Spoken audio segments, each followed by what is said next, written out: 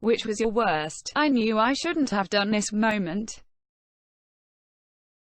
It's a vague memory. I think I was around 3 or 4, might be 5. I had this big goof of a German shepherd who was my best friend and guardian, but who liked to eat bugs and lizards. We were living in Nicaragua, and so bugs and lizards were not in short supply.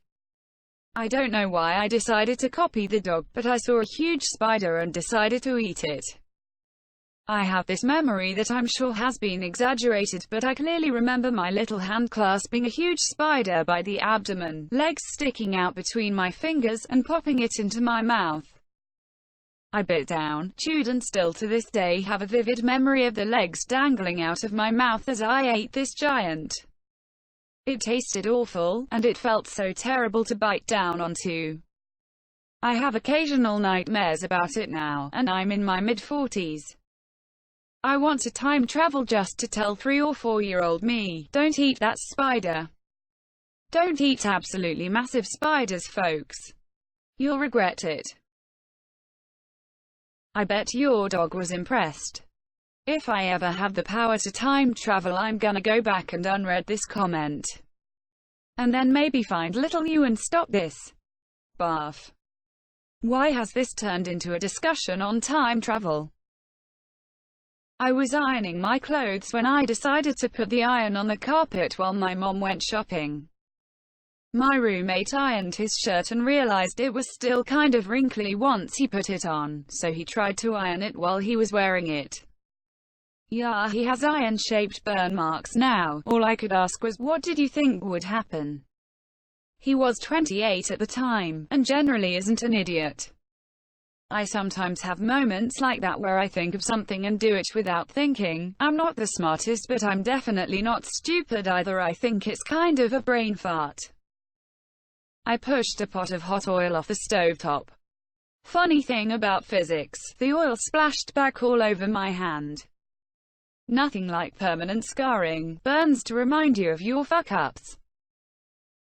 I bought the house we'd been renting for a few years without getting an inspection first. We were trying to do it super cheap, and I told my wife, look, we already know everything that's wrong with this house. Why bother getting an inspection? Follow-up: we did not know everything that was wrong with this house, nor how expensive it would be to fix those things. Geico enters the chat. You know advertising works when people just spontaneously mention it, even as a joke. But 15 minutes could save you 15% or more on car insurance.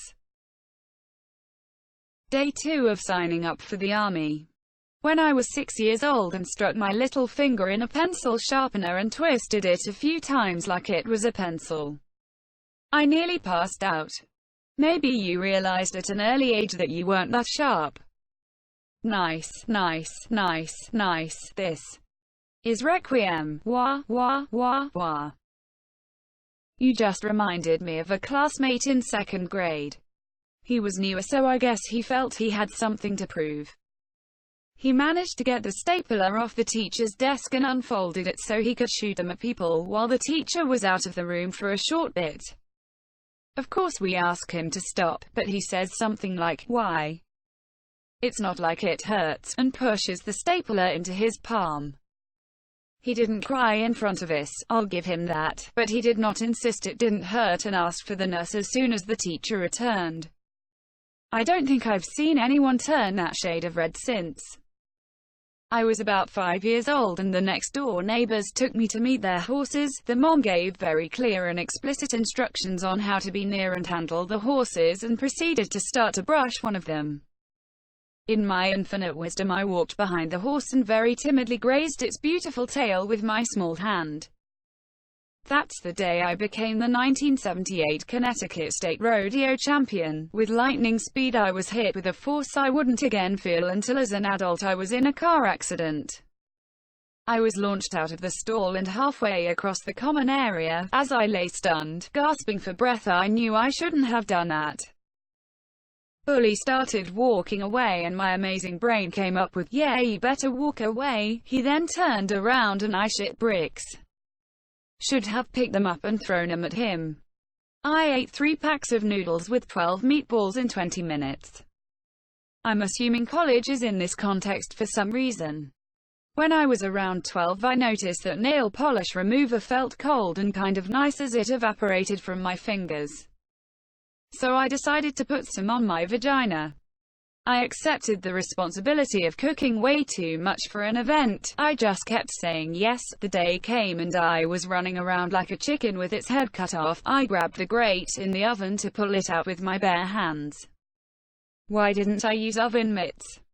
I was pissed, so I kept going and needed to strain noodles and grabbed them off the stove and started straining them on my way to the sink. Hot water all over my legs and feet.